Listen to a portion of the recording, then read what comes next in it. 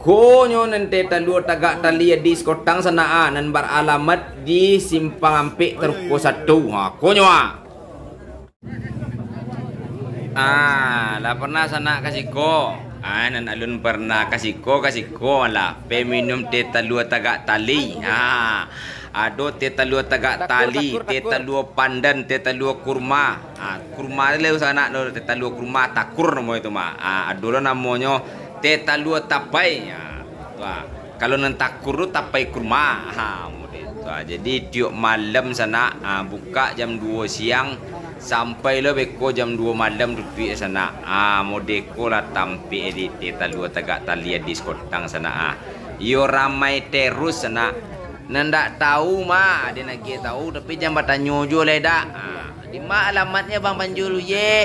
Alamatnya di Simpang Ampik Teruko 1, Dake City Mall baru. Yo City Mall baru nama itu. Basko baru tu Ini Teruko tu ini tahu sana tu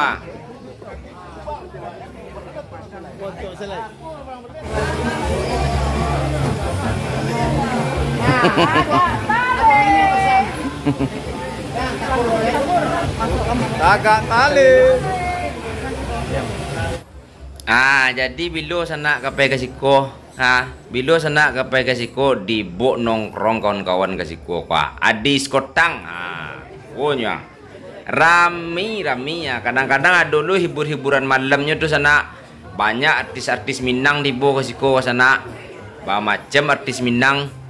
Ibaratnya 90% lah tibo artis Minang sampai di skotang sana. Kok menu tu bacol sana tu banyak macam menunya. Tu terlambik sana bacol sana. Kau dak den terlambik dah nyobeknya. Celik dah menu ulang ke belakang video kau lihat itu.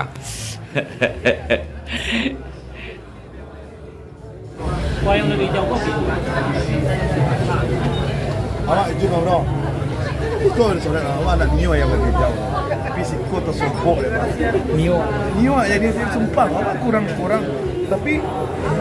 Tapi aku lapir lah tak nak luar. Tapi kau dulu minta dan kau lebih jauh cewek. Oh betul.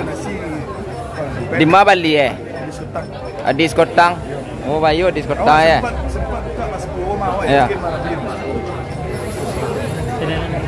Di skotang kau bantu ada warna tapi pitiannya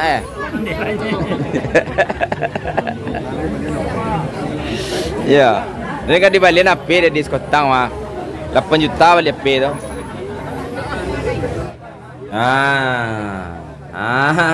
Tunja-tunjana lama tu kasih kau lah itu. Tunja-tunjana enggak bengkol-bengkol selayang tu bok kasih kau tagak tali dia mah. Tagak tali ya di skotang te talu tagak tali. Kemarilah sana lei.